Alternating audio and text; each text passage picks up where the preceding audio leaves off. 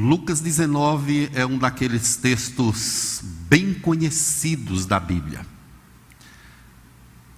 É bem provável que você já tenha ouvido diversas pregações sobre Zaqueu. Desde criança a gente escuta essas histórias.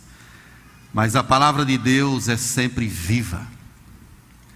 Ela fala ao nosso coração. Vamos ler o texto da palavra. Eu vou ler os versos ímpares e vocês me ajudem outra vez lendo os versos pares. Entrando em Jericó, atravessava Jesus a cidade.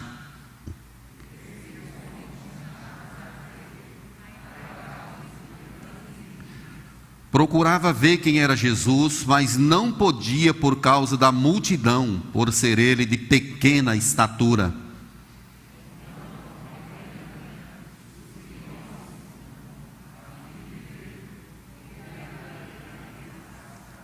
Quando Jesus chegou àquele lugar, olhando para cima, disse-lhe: Zaqueu, desce depressa, pois me convém ficar hoje em tua casa.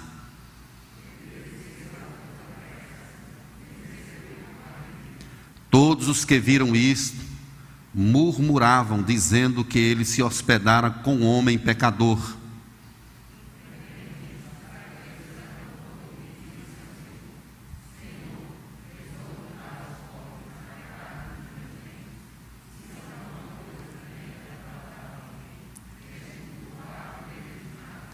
Então Jesus lhe disse: hoje houve salvação nesta casa, pois que também este é filho de Abraão.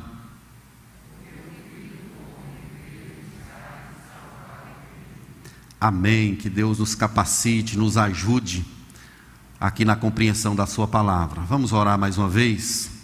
Deus, tendo lido o texto da palavra viva do Senhor, declaramos a Ti que precisamos da unção do Teu Espírito para entendê-la e aplicá-la em nossas vidas. Nos ajude, nos abençoe, nos capacite para a glória do Teu nome. Amém. Vamos falar sobre Jesus veio para buscar e salvar o perdido. Então esta vai ser a nossa temática. Uma mulher foi levada para os campos de refúgio na Holanda e de lá ela escreveu um livro chamado O Refúgio Secreto. É um livro bem conhecido. Esse livro traz uma frase bem profunda. Ela diz assim: não existe buraco tão fundo que Cristo não pode ir mais fundo ainda para nos encontrar. Não existe buraco tão fundo que Cristo não possa ir mais fundo ainda para nos encontrar. Ela escreveu esse livro em um campo de refúgio, escondida. E nesse local ela foi encontrada por Jesus. Jesus foi ao encontro dela, mesmo na situação em que ela se encontrava. Lucas não era um apóstolo. Ele escreve um livro em 2 volumes. Esse que leva o seu nome e também o livro de Atos, como nós conhecemos. A fonte que ajudou Lucas na confecção desse material foi a própria pregação dos apóstolos. Marcos também forneceu muito material para Lucas. Mas Pedro e Paulo foram os responsáveis pelo fornecimento desse material para a confecção desses livros, inspirados pelo Espírito Santo. Lucas fala da vida de Jesus, da pessoa de Jesus. O tema central do Evangelho de Lucas é esse aí, do capítulo 19, verso 10. Porque o Filho do Homem veio buscar e salvar o que se havia perdido. Jesus está indo para Jerusalém. Ele está em uma caminhada. E Lucas ocupa pelo menos 10 capítulos do seu evangelho para falar sobre essa caminhada de Jesus até Jerusalém. Se você observar o capítulo 9, verso 31, aí mesmo do evangelho, está escrito assim: e aconteceu que ao se completarem os dias em que devia ele ser assunto ao céu, manifestou no seu semblante a intrépida resolução de ir para Jerusalém. Então aí do capítulo 9 em diante, Jesus vai seguir uma caminhada, e várias coisas vão acontecer nesse caminho, inclusive a ressurreição de Lázaro, dita lá em João 11. É nessa viagem que Jesus vai fazer que Lázaro será então ressuscitado. E aí nós temos no capítulo 13, verso 22, passava Jesus em cidades e aldeias, ensinando e caminhando para Jerusalém.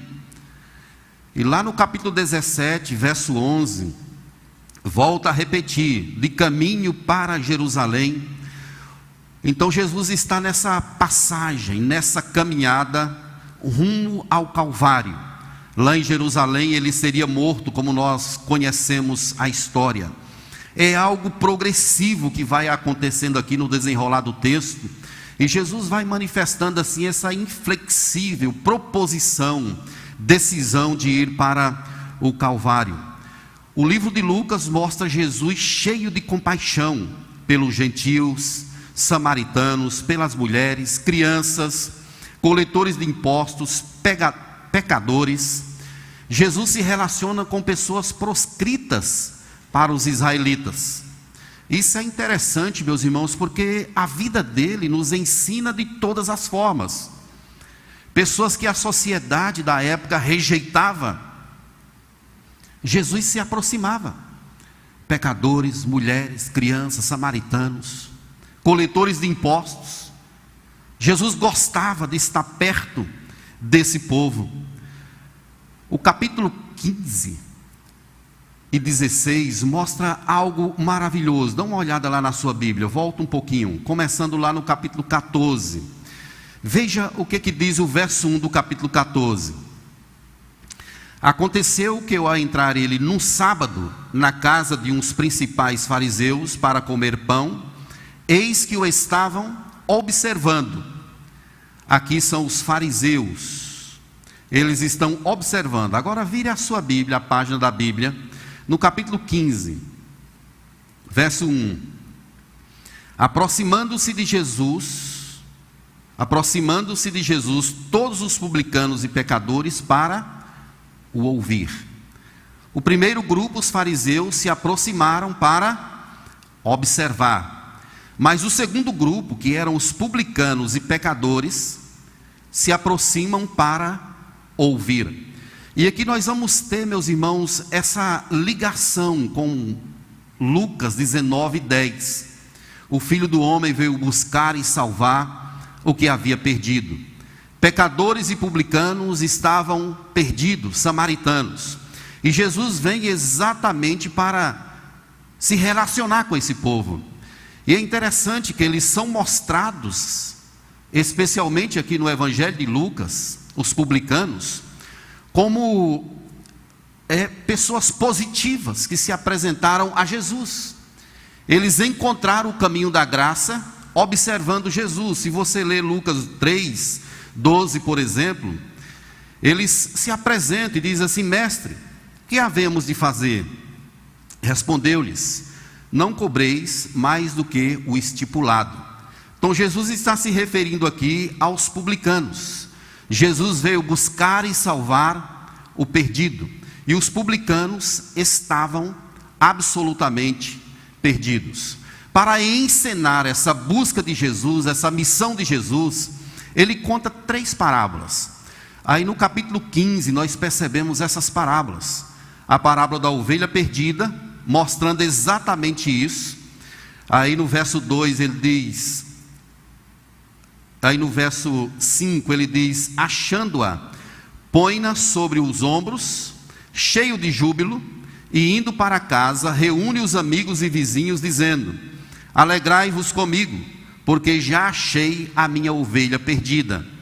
Mas no verso 8, falando sobre a dracma, ele diz assim: qual é a mulher que, tendo 10 dracmas, se perder uma, não acende a candeia, varre a casa e a procura diligentemente até encontrá-la? No filho pródigo, a parábola do filho pródigo, versos 23 e 24, ele fala assim: comamos e regozijemo-nos, porque esse meu filho estava morto e reviveu, estava perdido e foi achado. Então vejam que há uma construção de Lucas sobre essa questão da missão de Jesus: buscar e salvar o que estava perdido. E quando nós vemos a aproximação de Jesus de Jericó, isso é demonstrado ainda de forma mais nítida, que é quando ele encontra um homem chamado Bartimeu. Esse homem é proscrito, ele é alguém que é afastado da comunidade, ele não é aceito no sistema social da época. Aí no capítulo 18, verso 35 diante, está o relato sobre a cura de Bartimeu. E quando ele ouviu que Jesus ia passando, ele grita: Jesus, filho de Davi, tem misericórdia de mim, tem compaixão de mim. A multidão o apertava, dizendo: fica quieto, Bartimeu, porque Jesus não vai te ouvir. Mas ele gritava ainda mais forte: filho de Davi, tem compaixão de mim. Jesus mandou trazê-lo e o curou. E aí o último verso do capítulo 18, verso 43, diz assim: imediatamente tornou a ver e seguia-o glorificando a Deus. Também todo o povo, vendo isto, dava louvores a Deus. Então nós percebemos aqui no texto que Jesus está cumprindo a sua missão, que é resgatar o que se havia perdido.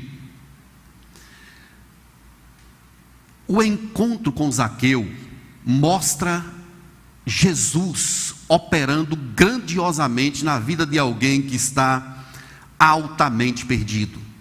É quando ele entra na cidade de Jericó, e ali tem um homem que tem uma ânsia profunda de ver quem é Jesus, de conhecer a Jesus.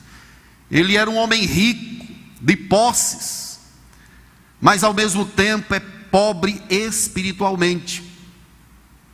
Jericó tinha uma estrutura de coletores de impostos. Essa função era uma função que era arrendada do Império Romano. Zaqueu comprou aquilo certamente por um valor alto. E esse trabalho durava pelo menos 5 anos. De 5 em 5 anos tinha de renovar esse contrato. Mas Zaqueu era maior ainda do que os coletores de impostos, porque ele era o maioral. Ele era o líder. No mundo da época existiam 3 lugares assim: em Cesareia, em Cafarnaum e em Jericó. E Zaqueu, ele era o cara que mandava em tudo. Jericó era uma cidade próspera. Ela estava na rota dos grandes centros comerciais da época. E além disso, Herodes o Grande, ele investiu muito nessa cidade. Criou ali estruturas e fez até um palácio de inverno para ele ali. Ele, juntamente com o seu filho Arquelau, ele investiu naquela cidade, tornando-a uma cidade grandiosa, onde as pessoas iam para viver ali um tempo. E havia ali em Jericó uma indústria de unguento, que era um derivado do bálsamo. Flávio Joséfo, um historiador da época, ele diz assim: a coisa mais preciosa da terra estava na cidade de Jericó, que era essa questão do unguento, do bálsamo. Uma indústria grandiosa. Agora imagine a quantidade de dinheiro que não tinha ali correndo na cidade de Jericó. E tudo que era comercializado era taxado. E isso acontecia por Zaqueu e pelos seus comissários, pelos coletores de impostos. Ele era um judeu que trabalhava para o Império Romano. Por isso ele era altamente odiado. Eram considerados pessoas mortas. Ninguém lhe dirigia a palavra. Essa era a situação de Zaqueu. Um homem que tinha tudo, mas tinha um vazio na alma. Tem um comentarista que fala sobre o estado de Zaqueu em 5 questões. Ele diz assim: que Zaqueu era um homem que se tornou uma criança. Zaqueu é um homem que procurava e foi encontrado.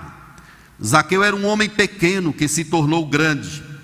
Zaqueu era um homem pobre que se tornou rico. Zaqueu era um anfitrião que se tornou convidado. Tudo isso por causa da passagem de Jesus naquele lugar. a história de Zaqueu é também a nossa história. Nós estávamos perdidos e fomos achados. Jesus nos encontrou nos lugares mais distintos e variáveis. O fato é que Jesus veio atrás de nós por conta da missão posta lá em João 10, quando ele diz assim que tem outras ovelhas, não desse aprisco, a mim convém conduzi-las. Jesus, ele vai atrás das pessoas perdidas, daquelas que foram vistas por ele antes da fundação do mundo. Para que nós entendamos adequadamente esse texto, nós vamos ver os personagens dele. Primeiramente Zaqueu, depois nós vamos ver Jesus e vamos ver o que acontece na vida de Zaqueu na questão da salvação. Zaqueu, ele é muito conhecido na cidade. O nome dele significa aquele que é puro. Então veja que o nome de Zaqueu, o significado do nome dele, não havia muita ligação com a prática de vida desse homem. Zaqueu, ele tinha um desejo, esse vazio da alma levou Zaqueu a uma espécie de curiosidade. Ele quer ver a Jesus, ele se esforça para ver a Jesus, mas ele não consegue, porque ele é baixinho. O texto é claro quando diz que ele é de pequena estatura. Verso 3: procurava ver quem era Jesus, mas não podia por causa da multidão e por ser ele de pequena estatura. A multidão sempre foi um obstáculo na vida das pessoas que queriam se aproximar de Jesus. A mulher do fluxo de sangue, aquela mesma multidão que mandava Bartimeu calar, era essa mesma multidão que agora estava atrapalhando, obstaculando a ida de Zaqueu até Jesus. A multidão foi de fato um obstáculo, mas Zaqueu, ele enfrenta tudo para se encontrar com Jesus, para ver quem era Jesus. E além disso, os murmuradores, que eram aqueles que se achavam melhores, eles achavam que Zaqueu não tinha dignidade de se aproximar de Jesus, eram legalistas. Esse aí não merece, esse aí tem roubado o povo, deixa esse de fora. Mas Zaqueu enfrenta essas vozes, a multidão, ele enfrenta os obstáculos, a sua estatura, a sua posição social, o dinheiro, ele tem tudo, mas ele quer algo mais valioso, ele quer algo precioso, que é a presença de Jesus em sua vida. E ele então sobe em uma árvore, como nós conhecemos a história. Ele é inteligente, ele procura um meio, ele procura uma forma, ele quer de fato ver a Jesus. Agora vislumbre essa cena comigo: um maioral dos publicanos, um cara do emprego alto na sociedade, em cima de uma árvore, querendo ver, pelo menos distante, Jesus. Essa cena é preciosa porque ela marca um ponto importante nesse passo que ele está dando para ser encontrado com Jesus, que é essa questão da curiosidade. Ele se aproxima para ver, ele tem uma ânsia, um desejo no coração, ele quer ser tocado. Ele não está nem aí porque as pessoas dizem a respeito dele. Ele quer mesmo um contato com Jesus. Pastor Hernandes Dias Lopes diz que a vida de Zaqueu era marcada por um vazio, que o dinheiro nem o sucesso podiam preencher. Ele tinha dinheiro, mas não tinha paz. E isso empurrou ele a enfrentar esses obstáculos. Odiado, a sua estatura, a multidão. Ele queria algo que preenchesse o seu vazio. E ele sabia que a resposta disso não estava em outra pessoa, senão em Jesus. Ele não podia deixar essa chance passar, porque Jesus já estava indo para Jerusalém, e ele não passaria em Jericó outra vez. É como se Zaqueu dissesse: é agora, tem de ser agora. E por isso ele enfrenta todos os obstáculos. Mas nós temos aqui, meus irmãos, a reação de Jesus. Como é que Jesus observa esse comportamento de Zaqueu, o comportamento da multidão? Vejam que Jesus, ele está em uma missão. A missão de Jesus é buscar e salvar o que estava perdido. Ele já havia dito que os sãos não precisam de médicos, e sim os doentes. Essa é a missão de Jesus. Zaqueu o vê, Jesus o vê, melhor dizendo, e o chama pelo nome. Jesus o chama pelo nome. Ele vê Zaqueu naquela árvore e o chama pelo próprio nome: Zaqueu, desce depressa. Zaqueu estava procurando e foi encontrado. Ele é visto por Jesus, ele queria ver, mas ele acaba sendo visto por Jesus. Jesus o chama. Imagine a reação da multidão ali com Jesus, porque as pessoas não se dirigiam a Zaqueu em nenhuma hipótese, mas eles veem Jesus ali chamando Zaqueu pelo nome. O homem está perdido sem Deus. Paulo disse em Romanos 3:11 que não há quem entenda, não há quem busque a Deus. Não é somente uma questão de estar meio perdido na vida, é uma questão de ter errado o caminho completamente.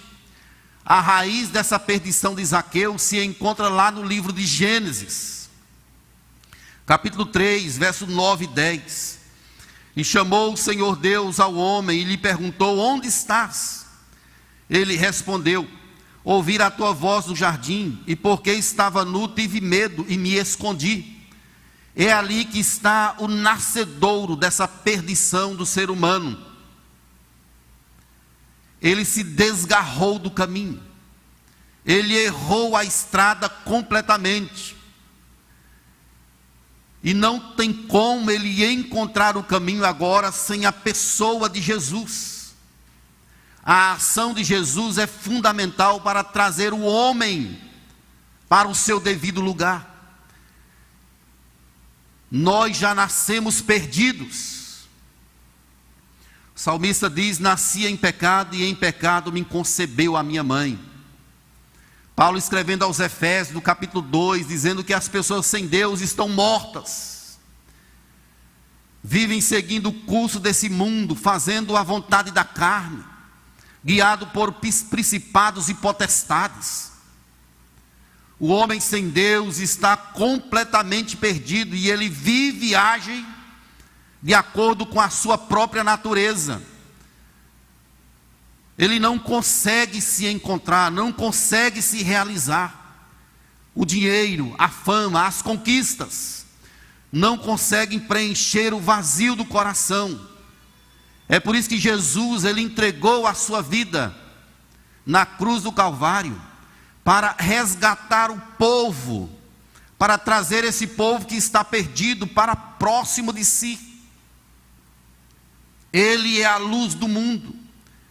Quem o segue não anda nas trevas. Mais uma vez, essa era a nossa condição.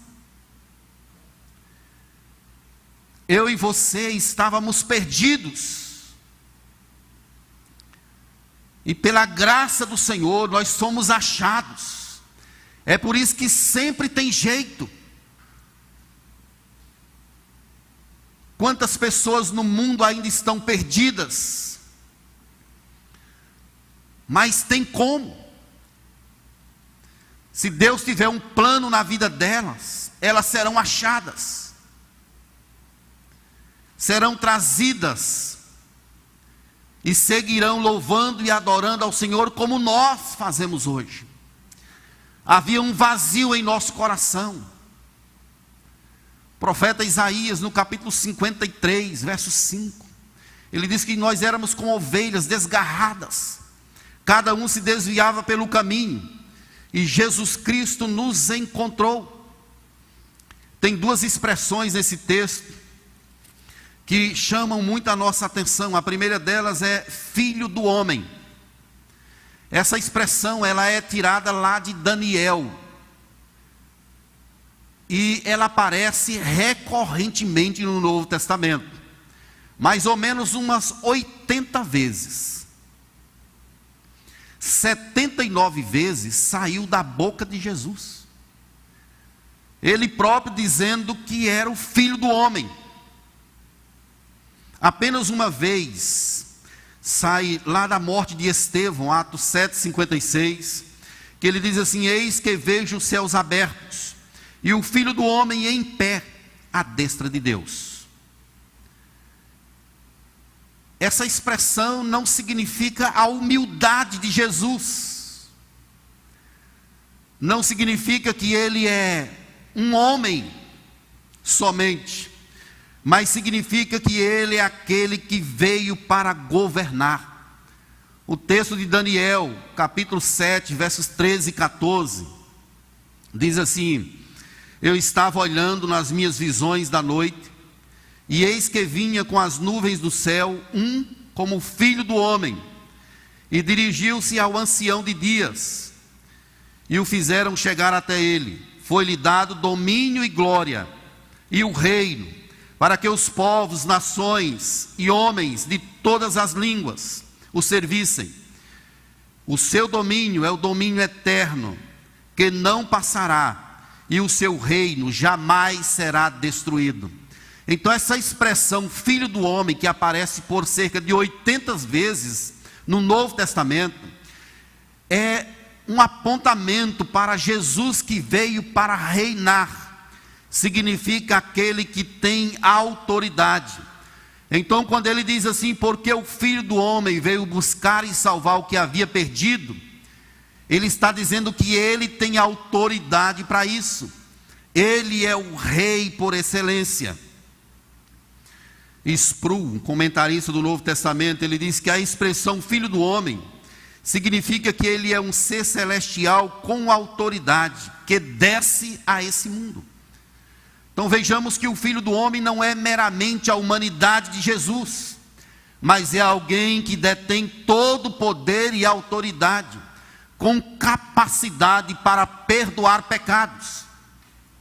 E ele refere-se a ele próprio, chamando desse nome, dizendo que ele tem autoridade. E muitas vezes ele usa isso em diversas passagens no Novo Testamento, mostrando que ele é aquele que cura, que perdoa pecados. Ele vem nas nuvens como um filho do homem, aquele que é governador, que reina absoluto sobre todas as coisas. Mas a outra expressão do texto que chama a nossa atenção é que ele veio buscar e salvar o que estava perdido. Não é meramente uma perdição familiar ou de errar o caminho. Essa palavra perdido aí é a palavra que significa destruído. Então Zaqueu está acabado, destruído, sem chance, até Jesus o encontrar. 1 Pedro capítulo 2, verso 25, está escrito assim: porque estáveis desgarrados como ovelhas, agora porém vos convertesses ao pastor e bispo da vossa alma. Jesus olha para aquele homem que está pendurado na árvore. Ele não pergunta assim: Zaqueu, posso ficar na sua casa hoje? Ele fala com autoridade: Zaqueu, desce daí, me convém ficar hoje em sua casa. É como se ele fosse o dono de todas as coisas. E aqui, meus irmãos, nós percebemos os sinais da verdadeira conversão na vida desse homem chamado Zaqueu. Diz o texto que Zaqueu desceu a toda pressa. Com alegria ele recebe a Jesus. Jesus diz que ele era um filho de Abraão. Isso quer dizer que Zaqueu era filho do pacto. Ele declarou a sua fé ali naquele momento em Jesus. Ele fez confissão. Ele está mesmo arrependido. E ele demonstrou a sua fé. Senhor, resolvo dar aos pobres metade dos meus bens. E se eu roubei alguém, vou restituir 4 vezes mais. A lei lá do Antigo Testamento previa que se alguém roubasse o outro e fosse pego, ele teria de devolver 1/5 daquilo que ele teria roubado. Se ele roubou 1.000, ele teria de dar o 1.000 e mais 200. Esse seria o caminho segundo a lei do Antigo Testamento. Mas Zaqueu disse assim: se eu roubei alguém, eu vou devolver aquilo que eu roubei e 4 vezes mais. Então vejam que ele está dando sinais de arrependimento. Ele está mostrando que quer reparar a sua história, quer rever o seu passado. Sem arrependimento não existe conversão. Sem arrependimento não existe novo nascimento. O arrependimento é essencial. E esse líder dos publicanos, esse ladrão chamado pelos judeus da sua época, ele está trazendo esses sinais de arrependimento em sua vida. Ele resolve reparar o seu passado. Ele quer uma mudança de vida. Há muitas pessoas que chegam à igreja o tempo todo, que aderem à família de Deus, em todos os lugares. Algumas delas levantam a mão, vão à frente, são batizadas, recebidas. Mas o que denota se uma pessoa é de Deus ou não, é essa evidência de arrependimento, é a mudança de vida. Se a pessoa diz que foi alcançada por Cristo e continua nas velhas práticas mundanas, é um sinal de que a pessoa não se arrependeu de verdade. Ela foi tomada por um sentimento de medo, quem sabe, algo superficial. O verdadeiro arrependimento sempre causa impacto, mudança de vida, porque ele é causado pelo poder do Espírito Santo. Quem mentia não mente mais. Começa uma caminhada progressiva de santidade, de renúncia do velho homem, para viver para a honra, glória e louvor do Senhor Jesus Cristo.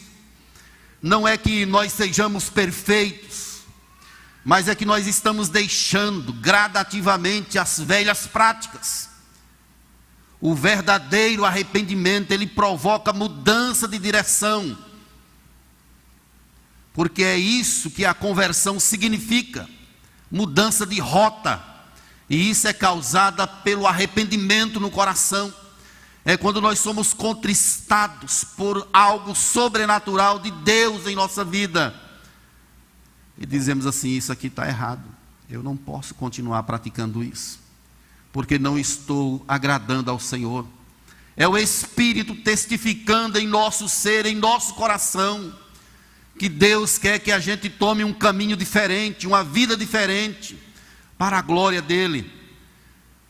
Tem muita gente que chega na igreja, que até se associa à família da fé, mas continua nas velhas práticas,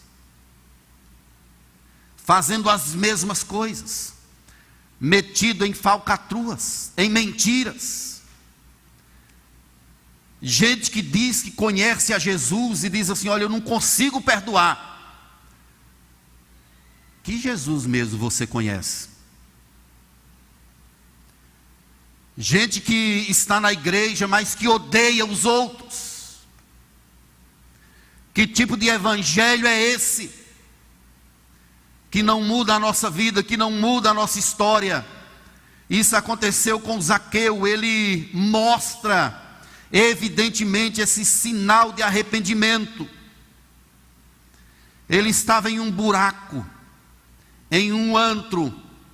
Jesus foi ao encontro dele. Jesus passou por Jericó para isso, resgatar Bartimeu e resgatar Zaqueu daquele buraco fétido, escuro, sem vida que Zaqueu se encontrava. E ele confessa a Jesus, ele entrega a vida a Cristo, ele mostra esses sinais de arrependimento. Ele foi transformado pelo poder e glória do Senhor Jesus Cristo. Aquela mulher lá do livro Refúgio Secreto, ela tem razão. Não existe buraco tão fundo que Cristo não pode ir mais fundo ainda para nos encontrar. Você pensa que a sua situação era melhor do que a de Zaqueu? Não era. Ele era um cobrador de imposto, quem sabe um ladrão. Da mesma forma que você estava perdido em seus delitos e pecados, morto, mas Deus veio sobre a sua vida, naquele buraco, encontrou você e te trouxe vida. É por isso que a Bíblia diz que se alguém está em Cristo é nova criatura. As coisas antigas passaram e eis que tudo se fez novo. Por causa desse poder maravilhoso do Senhor que vai ao nosso encontro e nos acha. Não perca a esperança por aquela pessoa que você ora por ela, que você deseja a conversão. Tem jeito, Jesus um dia pode encontrá-la. Se ela estiver no plano de Deus, no projeto eterno de Deus, ela será trazida, será achada, receberá a palavra e se arrependerá por causa da graça de Deus, do toque de Deus. Então há esperança para todos. Teve esperança para Zaqueu, teve esperança para nós. Ainda tem oportunidades. O Jesus que encontrou Zaqueu é o mesmo que continua ainda procurando as suas ovelhas. E certamente ele as encontrará. Agostinho de Hipona estava perdido. A mãe dele orou cerca de 40 anos pela conversão desse moço. Ele não queria saber de Deus.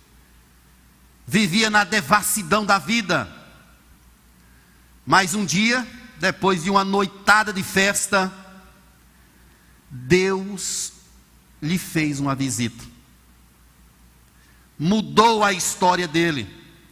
E ele se tornou um dos maiores sistematizadores da teologia de todos os tempos. Um homem altamente usado por Deus. Olha o exemplo de Paulo, Atos 9. Ele está indo perseguir a igreja de Deus. Jesus o encontra e diz assim: Paulo, agora você quem vai, eu vou te mostrar que importa você sofrer pelo meu nome. Ele tem a sua vida mudada e sai agora nessa caminhada de proclamação do Evangelho. Jesus abre o coração de Lídia para ouvir a palavra de Deus. Felipe encontra o etíope e o salva pela graça poderosa do Evangelho. É Deus encontrando as suas ovelhas, os seus filhos, o seu povo. Como ele fez com Zaqueu, ele continua fazendo em nossa história. Eu quero concluir trazendo algumas aplicações para a gente. Primeiro, esse texto clássico que nós conhecemos, talvez já tenhamos ouvido muitas pregações nele, como eu lhes disse. Esse texto nos chama para um alinhamento da nossa vida na terra com a missão de Jesus. Qual é a missão de Jesus? Ele veio buscar e salvar o que estava perdido. A missão da igreja é a mesma. O Espírito Santo é dado à igreja e ele a capacita para dar prosseguimento a essa missão maravilhosa de resgate do homem que está perdido. Não tem como a gente conhecer essas pessoas pela fisionomia, nós não sabemos. É por isso que devemos pregar o Evangelho em tempo e fora de tempo, a todos, em todos os lugares. Nós devemos falar de Jesus, porque nós não sabemos quem são as pessoas que estão perdidas e que Jesus quer encontrar. Quem sabe aquele seu funcionário, com aquela sua secretária em casa, que você a tem e nunca falou de Jesus para ela. Quem sabe aquela pessoa lá da sua empresa, aquele colega de trabalho, que precisa ouvir o Evangelho, e você, quem sabe, é aquele crente secreto. Ele nem sabe que você é crente. Que luz é essa que não ilumina? Que sal é esse que não salga? Que não faz diferença? Tem uma pessoa aqui na Igreja das Graças um casal, aliás, eu atendo esse casal assim, a gente ora semanalmente, é o presbítero Dias e Leda. Todas as vezes que eu me sento com Dias, eu mais aprendo do que ensino, juntamente com Leda. Dias, ele é um homem que fala de Jesus com lágrimas nos olhos. Parece que há uma paixão diferente. E isso é algo maravilhoso. Eu já conheci diversas pessoas assim. Pessoas que não perdem oportunidades. Nós somos chamados à luz desse texto para fazer um alinhamento da nossa vida na terra com a missão de Jesus. Nós não estamos aqui para agradar a nós próprios. O nosso chamado é satisfazer aquele que nos arregimentou, que nos comprou com o seu próprio sangue. A missão de Deus é buscar o perdido, e a nossa também. Esse é o nosso chamado, pregar o Evangelho. Não sabemos quem o aceitará, quem será impactado por ele, mas sabemos que Deus tem um plano. Não sabemos quem são as pessoas. Há quem pense que a doutrina da eleição atrapalha a evangelização. É o contrário. O verdadeiro eleito, quando ele sabe que ele tem o toque de Deus em sua vida, ele é tomado por um ímpeto. Ele quer que outros conheçam, que outros também sejam encontrados por Jesus, e ele sai pelo mundo afora, proclamando esse evangelho, o evangelho que pode libertar o homem. Vamos alinhar a nossa vida, meus irmãos. Uma segunda aplicação: ninguém é tão ímpio que Cristo não possa salvar ou fique longe do poder da graça. Pode estar só o bagaço, como se diz. Deus pode levantar do pó o desvalido e fazê-lo sentar entre príncipes do seu povo. Não existe pecado tão grande que a graça de Deus em Cristo Jesus não seja capaz de perdoar. O buraco é fundo, a escuridão é densa, mas Jesus pode ir mais longe ainda, porque onde abundou o pecado, superabundou a graça. Deus pode converter qualquer um. Ninguém é descartável. Ninguém pode ser colocado de lado. Há pessoas que dizem assim: não tem jeito para mim não. Eu fiz muita coisa errada na minha vida. Mas o Jesus que encontrou Zaqueu, Ele pode encontrar você. Ele pode encontrar essa pessoa e transformar. Não importa o tamanho do pecado, Deus é maior. Ele pode preencher o nosso vazio. Por último, meus irmãos, pecadores verdadeiramente convertidos sempre manifestarão evidências dessa conversão. Quem é de Deus de verdade, evidencia isso no dia a dia, no cotidiano, na escola, na empresa, na comunidade de fé, em casa. Quem é verdadeiramente convertido, evidencia esses sinais, vive como um convertido, age como um convertido. Nós estamos aí vivendo esse tempo de pandemia, não podemos nos desesperar, como as pessoas que não têm esperança. Nós sabemos que se essa casa terrestre se desfizer, temos da parte de Deus uma casa na eternidade. Então devemos estar com os nossos olhos focados em Deus. Quem é verdadeiramente convertido não age como um ímpio. Isso não quer dizer que ele não cometa pecados. Ele pode até pecar, mas logo, logo ele se arrepende, porque o Espírito de Deus o incomoda. Quando você faz algo errado em sua vida, você certamente tem algo no seu coração que não te deixa ficar tranquilo. Você coloca a cabeça no travesseiro e aquilo fica lhe martelando. Você vai dirigindo o carro e vai pensando naquele negócio que você fez. É como uma voz que vai te dizendo assim: olha, esse negócio não está certo, está errado. É um chamado, é o Espírito que está tocando em sua vida, e está manifestando o seu poder, chamando-te para evidenciar a glória, a graça de Deus em seu viver, em toda e qualquer situação. Como é triste, meus irmãos, quando a gente ouve notícias de pessoas que se dizem cristãs, mas que vivem como ímpios, que não evidenciam esse fruto do verdadeiro arrependimento. Pessoas que se dizem cristãs lá no seu trabalho, que você olha para elas e diz assim: isso aqui não tem nada de crente não. Ser crente como fulano. E infelizmente isso acontece até com pastores. Cidades pequenas, especialmente, quando diz que é um pastor, as pessoas chegam a se desanimam,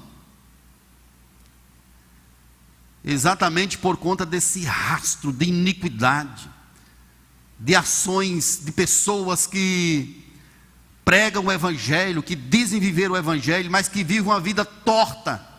Se você é crente de verdade, evidencie isso, manifeste isso com as pessoas da sua família. Tenha um coração generoso, perdoador, compassivo. Manifeste o fruto do Espírito em sua vida. Em nome do Senhor Jesus. Quem é convertido de verdade vai evidenciar isso. Vai viver isso todos os dias. Eu quero chamar você para olhar para esse texto nessa perspectiva. Cristo encontrou Zaqueu. Zaqueu manifestou de fato que ele foi encontrado e transformado pelo poder do Evangelho. Saibamos de verdade que o Jesus que transformou Zaqueu, transformou também a nossa vida, e continua ainda de braços abertos, esperando e também procurando as suas ovelhas perdidas. E nós somos o instrumento dele para encontrar essas ovelhas. Vamos atrás, vamos falar o Evangelho, e o Espírito Santo cumprirá aquilo que cabe a ele. Amém, queridos? Gostaria que nós fizéssemos uma oração de gratidão. É com você e Deus agora. Se você de fato foi alcançado pelo Evangelho, Você foi arrancado daquela escuridão de onde você estava, tirado do império das trevas, como Paulo disse em Colossenses, e transportado para o reino do Filho do seu amor. Agradeça ao Senhor agora. Faça uma oração individual. Você de casa também pode fazer isso. Você que está aí na sala ADA, faça isso agora. Agradeça ao Senhor por tamanho feito em sua vida. Você era uma ovelha desgarrada, se desviava pelo caminho. De repente Jesus te encontrou e disse assim: filho, o caminho é por aqui, me siga. E você agora segue a sua vida com Ele, glorificando, exaltando, celebrando a grandeza dEle. E isso vai finalizar numa morada nossa na eternidade com Deus, em glória. Um local onde Ele enxugará dos nossos olhos toda lágrima. Agradeça a Ele. Senhor Deus, obrigado por essa manhã memorável, pela Tua presença aqui nesse lugar. O Senhor é o Deus que fala através da Tua palavra. Nós estamos aqui, ó Deus, para agradecer ao Senhor. O Senhor fez algo que não tem como a gente pagar. Entregou a vida do Teu próprio Filho para morrer por nós. Por isso, ó Deus, nós fomos encontrados por Jesus. Agora, caminhando nessa estrada, prosseguimos adorando, glorificando o nome do Senhor. Não deixe, ó Deus, que percamos de vista a nossa missão na terra, que é a mesma missão do Senhor. Não deixe que cruzemos os braços, que fiquemos calados, porque se assim o fizermos, as pedras clamarão em nosso lugar, mas o nome do Senhor será proclamado. Ajude, ó Deus, a igreja a entender que a resposta para os dilemas do homem se chama Jesus. Compadece-te de nós, ó Deus, enche o nosso coração da nossa presença, e obrigado por nos encontrar. Estávamos perdidos em densas trevas, mortos em nossos delitos e pecados. O Senhor nos deu vida em Cristo Jesus. Louvado seja o nome do Senhor, porque agora vemos, porque agora ouvimos, e porque agora sabemos para onde estamos ir. O Senhor é o caminho, a verdade e a vida, e nós estamos seguindo os Teus passos, por graça e bondade do Senhor, em Cristo Jesus. Amém e amém. Que a paz de Jesus Cristo, o amor de Deus que excede todo entendimento, que o poder, a glória e a graça do Espírito Santo repouse sobre nós, Igreja de Deus espalhada por toda a terra, agora e para todo sempre. Amém.